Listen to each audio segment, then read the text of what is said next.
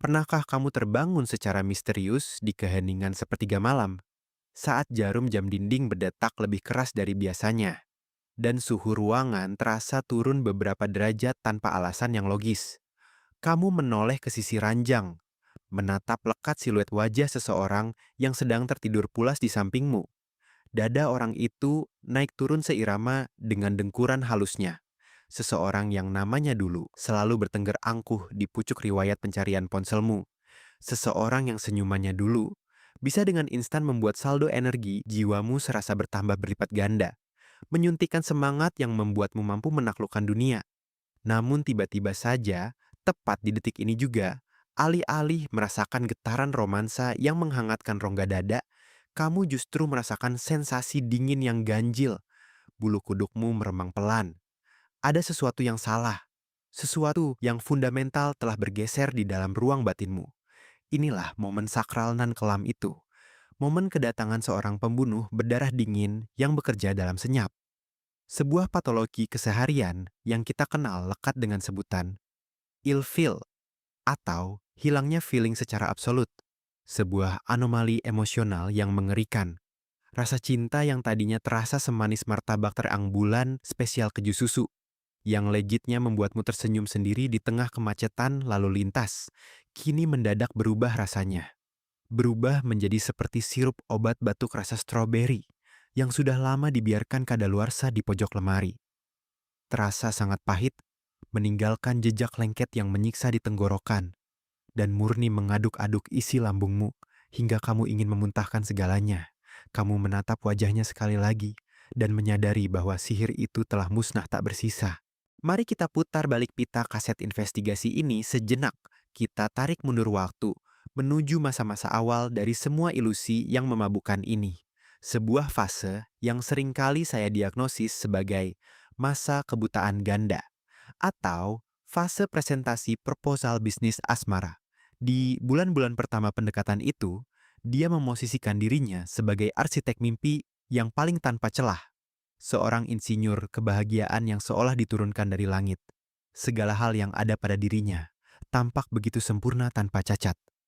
Dia akan selalu menjemputmu tepat waktu, konsisten layaknya alarm azan subuh yang tak pernah absen.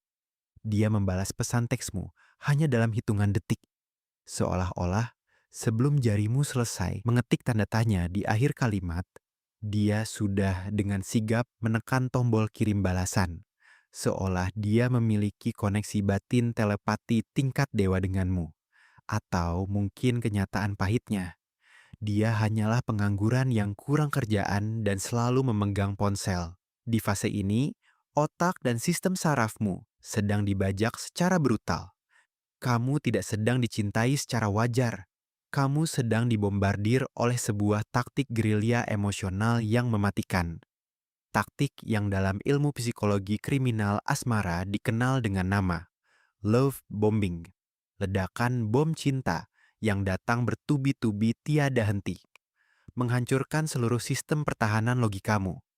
Pabrik dopamin dan oksitosin di dalam kepalamu sedang memproduksi hormon secara massal dan tak terkendali. Banjir hormon kimiawi inilah yang kemudian menutup rapat tirai logikamu dan menyumbat total seluruh saluran kewarasanmu. Kamu mabuk kepayang, terbang melayang ke langit ketujuh, tanpa membutuhkan setetes pun minuman keras. Saking parahnya koma kognitif yang kamu alami ini, bahkan aroma keringatnya setelah dia selesai berolahraga berat, entah bagaimana ceritanya tercium persis seperti parfum feromon paling mahal dari butik elit di Paris olehmu. Padahal, jika kita berani menelaahnya secara objektif dan ilmiah, baunya itu jauh lebih mirip kaus kaki basah yang semalaman direndam secara kejam di dalam kuah gulai ayam yang basi. Karena kamu sedang berubah wujud menjadi bucin sejati alias buta cinta dan tuli nalar, maka bendera merah tanda bahaya atau red flags yang terus berkibar di depan mata, malah kamu anggap sebagai bentangan karpet merah. Karpet megah yang sedang menyambutmu masuk menuju istana kebahagiaan abadi. Sifat posesifnya yang mulai mencekik ruang oksigenmu, yang membuatmu harus melapor setiap 15 menit layaknya tahanan kota. Kamu bingkai ulang dan kamu maklumi sebagai bentuk rasa peduli yang suci. Padahal kenyataannya, Bukan kapasitas cintanya yang sedang membesar, melainkan tumor egonya yang sedang membengkak ganas memasuki stadium akhir. Pelan namun pasti, efek anestesi dari masa bulan madu itu mulai memudar. Obat biusnya tak lagi mampu menahan rasa sakit. Realitas yang dingin mulai mengetuk pintu kesadaranmu. Lalu, roda cerita membentur keras sebuah persimpangan jalan. Sebuah epifani mengejutkan yang saya sebut sebagai titik balik kesadaran paripurna. Ingatlah satu kaidah emas ini. Momen ilfil yang sesungguhnya hampir tidak pernah dipicu oleh sebuah skandal atau ledakan kejadian yang besar. Bukan karena secara tiba-tiba dia ketahuan merampok brankas bank nasional. Bukan karena dia tertangkap kamera sedang menyelundupkan barang ilegal, atau karena dia menyembunyikan identitas ganda sebagai agen rahasia KGB. Bukan, sama sekali bukan itu. Rasa ilfil itu datang menyusup dengan sangat pelan, merayap dalam senyap bagaikan lumut hijau yang menjalar, merambat perlahan di dinding kamar mandi batinmu yang lembab. Ia adalah akumulasi dari ketidaknyamanan skala mikro yang terus menumpuk. Bayangkan sebuah skenario nyata di malam minggu. Kamu dan dia sedang duduk berhadapan di sebuah kafe berkonsep industrialis estetik yang sedang tren. Kafe dengan dinding semen ekspos dan lampu bohlam kuning remang-remang. Yang harga segelas kopi susunya sukses membuat dompetmu ikut menangis remang-remang. Kamu sedang menatap matanya dalam-dalam, berbicara dengan intonasi yang sangat serius, menjelaskan keluh kesahmu yang terpendam, dan membahas arah masa depan hubungan kalian berdua. Tapi, coba perhatikan apa yang sedang asik dia lakukan di seberang meja. Kaki kanannya bergoyang-goyang dengan ritme yang konstan tanpa henti. Goyangannya begitu kuat dan agresif, sampai-sampai meja kafe tempat siku kalian bersandar ikut bergetar hebat. Kopi di dalam cangkirmu menciptakan riak-riak kecil yang menyebalkan, membuatmu merasa seolah sedang duduk pasrah, tepat di pusat epicentrum gempa tektonik lokal berskala 3 Richter. Tidak hanya itu, matanya 100% terpaku bagai dilem pada layar, terkunci mati pada layar ponsel cerdasnya yang menyala. Ibu jarinya menari-nari sangat lincah, melakukan scrolling tiada akhir di aplikasi TikTok, sambil sesekali dengan tatapan kosong dan nada suara yang seolah dicabut nyawanya, ia bergumam malas. Oh gitu. Masa sih? Iya sayang, bener banget. Bohong, itu semua bohong besar. Respons itu hanyalah sistem otomatis yang sudah diprogram di kepalanya. Bekerja jauh lebih buruk dari bot customer service aplikasi belanja murahan. Di detik itu juga, realita menamparmu dengan kekuatan penuh. Sebuah tamparan yang menyadarkanmu dari hipnosis panjang. Kamu tersadar bahwa terus-menerus berinvestasi perasaan padanya ternyata jauh lebih merugikan. Kini kita melangkah masuk ke dalam labirin misteri yang paling membingungkan. Misteri yang sering kali membuat para pakar psikologi menggaruk kepala mereka yang tak gatal. Pertanyaannya sangat logis. Jika pasanganmu ini ibarat tumpukan limbah nuklir yang bocor, jika kelakuannya sedemikian beracun dan merusak sel-sel otakmu secara perlahan, lalu mengapa kamu tidak langsung angkat kaki dan lari terbirit-birit? Mengapa kamu tidak segera menekan tombol darurat dan melarikan diri? Mengapa kamu bersikukuh untuk terus bertahan? Seolah-olah kamu sedang mengenakan baju hazmat emosional yang tak kasat mata. Lalu dengan bodohnya terus memeluk limbah mematikan itu erat-erat setiap hari. Jawabannya tersembunyi di balik sebuah kutukan psikologis yang sangat kelam. Sebuah fenomena patologis yang disebut sebagai trauma bonding atau ikatan adiktif yang berbasis pada siklus trauma. Otak dan sistem penghargaanmu telah sukses diretas. Pelaku toksik ini beroperasi persis seperti mesin slot kasino berjalan, memberikan harapan palsu melalui probabilitas yang tak menentu. Kadang-kadang, dia bisa bersikap luar biasa manis dan memujimu setinggi langit, menjadikanmu merasa seperti manusia paling istimewa di galaksi Bima Sakti. Namun keesokan harinya, tanpa ada aba-aba peringatan sedikit pun, dia akan menghilang tanpa kabar bagai ditelan bumi. Dan sekembalinya nanti, ia akan menjatuhkan harga dirimu hingga remuk ke dasar palung laut terdalam. Kamu tidak lagi bertahan karena ada sisa cinta murni di sana. Cinta itu sudah lama mati dan membusuk. Kamu bertahan karena kamu telah menjadi seorang pecandu. kecanduan pada sebuah siklus stres yang menyiksa, yang selalu diakhiri dan diikuti oleh kelegaan sesaat. Layaknya orang keracunan yang sedang linglung tak tentu arah. Kamu mati-matian mencari obat penawar racun langsung dari mulut ular berbisa yang sama, yang baru saja menancapkan taringnya padamu.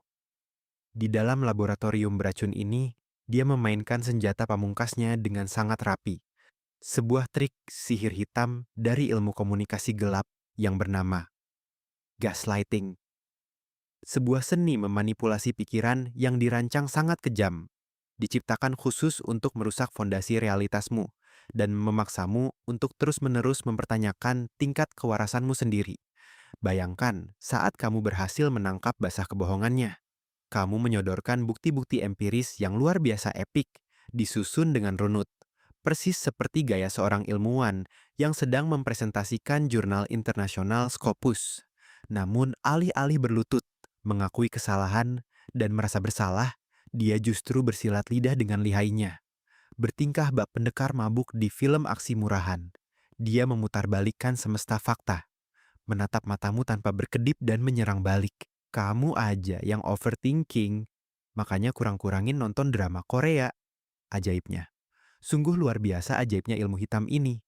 Dengan rumus matematika absurd yang dia gunakan, di akhir persidangan perdebatan yang melelahkan itu, malah kamu yang berurai air mata penyesalan dan meminta maaf kepadanya. Kamu yang jelas-jelas dikhianati dan disakiti, tapi kamu pula yang merasa berdosa karena dituduh kurang memberi ruang padanya. Orang-orang toksik ini sungguh sangat efisien. Mereka sama sekali tidak membutuhkan gelar sarjana hukum yang mahal, hanya untuk bisa selalu memenangkan adu argumen di pengadilan batinmu. Sebab dari awal mula persidangan, kamu sudah secara sepihak diposisikan sebagai pihak yang bersalah. Banyak orang di luar sana yang meromantisasi penderitaan ini dengan sebutan LDR. Tapi percayalah, LDR di sini bukan long distance relationship, apalagi singkatan cengeng seperti lelah disakiti rindu. LDR dalam hubungan toksik ini kepanjangannya adalah lelah digaslight rutin. Namun alam semesta selalu punya caranya sendiri untuk menyelamatkan umatnya yang tersesat. Setiap bendungan kesabaran yang hanya ditambal menggunakan air mata dan keputusasaan pasti akan menemui hari kehancurannya. Tekanannya tak akan lagi bisa dibendung. Klimaks konflik ini akhirnya meledak, menggelegar bak petir yang menyambar di siang bolong. Hari itu seharusnya menjadi malam perayaan hari jadi kalian yang spesial. Kamu sudah meluangkan waktu berjam-jam merias diri dengan gaun terbaik yang kamu miliki, siap untuk menikmati sebuah makan malam mewah yang romantis. Tapi seperti biasa, seperti pola yang sudah tercetak di dalam DNA-nya, dia sama sekali tidak pernah mengecewakan. Dalam hal selalu berhasil mengecewakan orang lain, dia datang terlambat. Bukan 5 menit yang bisa dimaklumi. Bukan sekadar toleransi 10 menit karena mencari parkir. Tapi murni 45 menit keterlambatan tanpa ada kabar yang jelas. Dan tahukah kamu apa yang paling membuat darahmu mendidih? Dia melenggang masuk santai ke restoran mahal itu, tanpa ada setitik pun raut penyesalan di wajah tampannya yang angkuh. Sambil cengengesan memuakan, dia mulai merangkai kebohongan basi. Jalanan macet parah banget sayang, kayak parkiran mall waktu diskon akhir tahun. Aku sampai nyasar-nyasar nyari jalan tikus demi ketemu kamu. Sayangnya untuk malam ini, dia lupa memperhitungkan satu variabel yang sangat mematikan. Dia lupa kalau di era revolusi industri digital ini, kebohongan adalah jejak digital yang paling mudah dilacak. 20 menit yang lalu, saat menunggunya dengan bosan dan gelisah, kamu tanpa sengaja melihat update Instastory dari teman satu tongkrongannya. Di video berdurasi 15 detik itu, terlihat sangat terang benderang wujud aslinya yang memalukan. Dia sedang tertawa terbahak-bahak sambil memegang stik biliar. Bersenang-senang di bawah lampu neon ruang biliar. Seolah tidak punya janji makan malam dengan siapapun di muka bumi. Dengan tangan yang sedikit bergetar menahan amarah yang meluap hingga ke ubun-ubun, namun dengan mental baja layaknya jaksa penuntut umum di persidangan agung, kamu menyodorkan layar ponselmu tepat ke depan batang hidungnya. Skakmat. Sebuah bukti rekaman layar yang absolut dan tak terbantahkan. Lalu, bagaimana reaksi sang manipulator ulung ini saat terpojok? Apakah dia menunduk malu dan menangis meminta ampun padamu? Tentu saja tidak. Dia justru mengeluarkan jurus pamungkas kaum toksik. Sebuah protokol pertahanan psikologis yang secara medis disebut DARVO. Deny, Attack, and Reverse Victim and Offender. Atau terjemahan kejamnya. Bantah fakta, serang karakter, dan balikan posisi korban menjadi pelaku. Dia meledak marah di tengah restoran. Matanya membelalak penuh arogansi, menatapmu seolah kamu yang berdosa. Kamu ngapain sih stalking teman-teman tongkrongan aku? Kamu tuh nggak punya rasa percaya ya sama pacar sendiri? Dan kemudian keluarlah rentetan kalimat paling ironis abad ini. Sumpah ya, kamu tuh toksik banget jadi cewek. Posesifnya kelewatan. Gila. Dunia ini benar-benar sudah berputar terbalik dari porosnya. Ini ibarat maling ayam dengan lantang meneriaki korbannya sebagai maling ayam. Dia memproyeksikan segala kebusukannya ke arahmu tanpa rasa malu. Dan di puncak teater sandiwaranya, ia kembali menggunakan ancaman emosional yang manipulatif. Kalau kamu berani tinggalkan aku, hidupmu bakal hancur berantakan. Kamu nggak akan pernah nemu cowok lain yang sebaik dan sesabar aku. Tepat di detik yang menentukan itu. Di tengah badai manipulasinya yang bising, terjadi sebuah keheningan yang sangat aneh di dalam tengkorak kepalamu. Semuanya tiba-tiba menjadi lambat dan jernih. Klik. Sebuah saklar pemutus arus menyala dan mati secara permanen. Pabrik hormon oksitosinmu mengering kerontang seketika, tak menyisakan setetes pun simpati. Rasa ilfil yang selama ini hanya berbisik ragu di sudut pikiranmu, kini melangkah maju, mengambil alih kemudi kesadaranmu secara utuh dan mutlak. Meski kamu telah sadar, dampak dan konsekuensinya merayap diam-diam layaknya koloni rayap ganas yang pelan-pelan telah menggerogoti pondasi dan kusen pintu kemerdekaan hatimu. Secara psikologis, infrastruktur harga dirimu luluh lantak, hancur rata dengan tanah. Kamu sedang mengalami sebuah fase medis yang disebut hangover emosional. Mabuk, kepayang, dan pusing luar biasa pasca menelan racun asmara berkepanjangan. Sisa-sisa gaslighting itu masih sering menggema, memantul kejam di dinding kepalamu di malam hari. Membuatmu seringkali refleks meminta maaf dengan panik, bahkan kepada benda mati, untuk hal-hal yang jelas-jelas sama sekali bukan merupakan kesalahanmu.